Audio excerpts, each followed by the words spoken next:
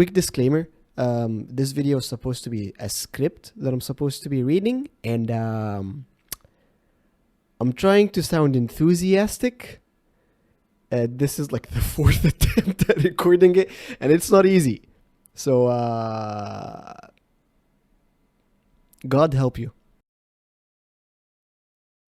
Teleportation is the most broken superpower to ever exist. That's what I believe, that's what I've always believed, and we could end the video here.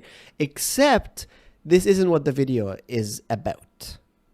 Chances are you read the title, that's why you clicked on the video.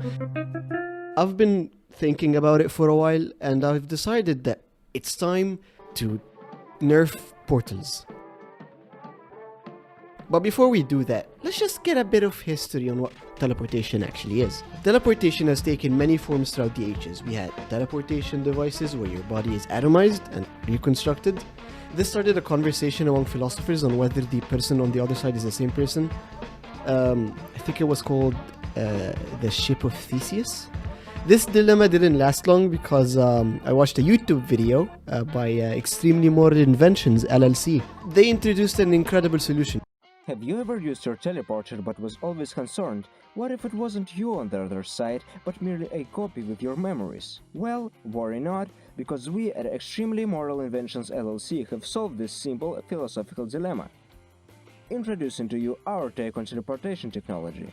Now, instead of transferring your body atom by atom from entrance to the exit, we create a copy of you with all your memories on the exit and then incinerate your original self, ensuring that it is not you on the other side. Buy our philosophically solved teleportation device for only $3,500 and get your philosophically correct save law device for free. Extremely Moral Inventions LLC. We make philosophers happy.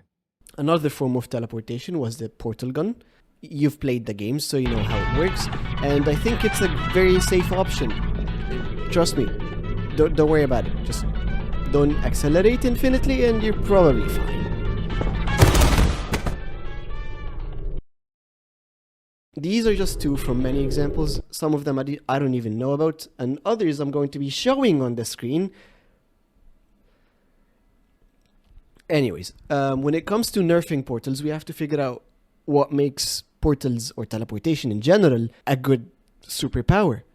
I managed to break down teleportation into three main factors, and those were energy expense, money, and time. So, in order to nerf teleportation, we'll have to mess with these conveniences to make things slightly more challenging for our fellow teleporters.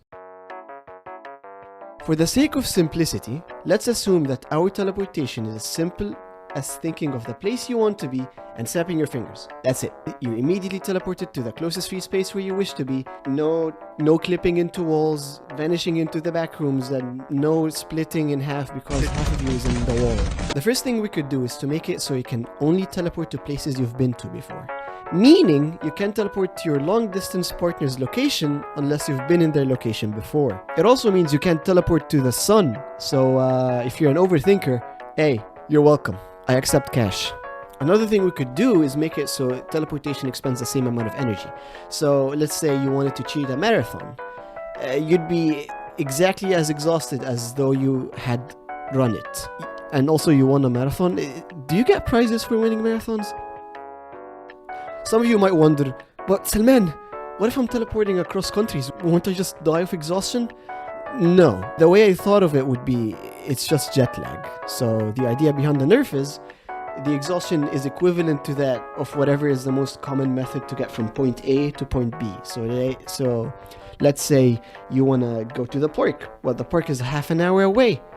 Well, you're just out of breath. That's all there is to it. You were walking. Okay, thanks Salman. I really appreciate it. If you want to go to, I don't know, Australia for whatever reason, you feel like this could create a good character archetype. A person who's always on time, but always tired. We could also make it so the expense is actually monetary. So instead of getting tired whenever you teleport across places, you pay money.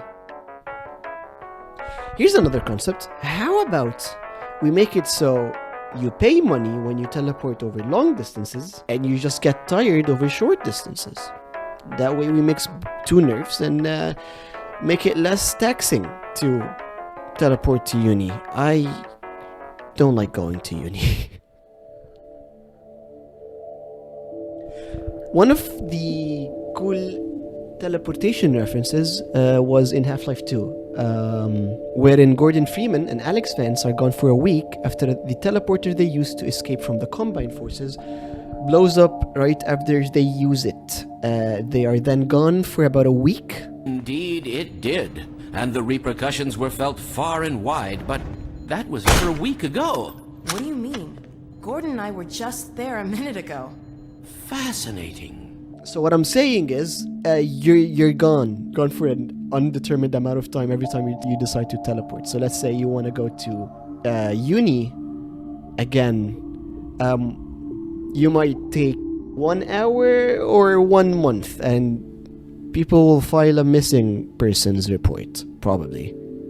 I think. Would anyone notice if you went missing? Whatever. The video should have ended here, except I relied on external forces beyond my comprehension to give the nerfing process one final push. I'd like you all to meet Haytham. Haytham is a really good dungeon master with a track record of 0 completed campaigns, according to my friends. After a solid rant on the logic and balance behind superpowers, everything is like glass to him. So لو انت he's helping a lady across the street, he sneezes while he's grabbing onto her hand. Okay, her hand is gone. Okay. we effectively managed to squeeze in just 2 more nerfs. According to Haytham, when you teleport, the space you left is now vacuum. This vacuum has to be filled with something, and it has to be filled fast. This would mean that every time you teleport, the air rushing in causes a shockwave. I thought it would be an explosion, essentially making teleporters into weapons of mass destruction, but looking for the... Okay, I looked into it. It won't make like a big shockwave. No explosion, no implosion, yeah? Yeah. But basically, it will cause like a pop sound كده فهيسمع. Okay. Okay. A sharp inward rush of air فيعني. If this is a nerf at all, the worst it could do is make it so you have a signature sound whenever you teleport. It could also make you trackable. That being said though, I find it very difficult to believe that anyone could follow a breadcrumb trail of crimes in their area of jurisdiction, leading to an international criminal. You'd have to piss a lot of people off in order to get tracked. The final nerf, and in my opinion the worst one, is that we could remove the safeguard we mentioned earlier. You can now no clip into walls. This wasn't a very creative nerf, but it's the most agonizing one. Next time you're teleporting home, God forbid that the spot you usually teleport to has a table there, you'd receive the same amount of pain you'd get from bumping into the table or having it thrown at you with full force. This obviously isn't limited to tables, but the bottom line is, while it isn't always going to be inconvenient, it sure as hell would be very concussive. So yeah, this was my take on nerfing teleportation with little to no research done. If you think you could do a better job than me, knock yourself out. And even if you nerf it, the fact remains, teleportation is the best superpower to ever exist.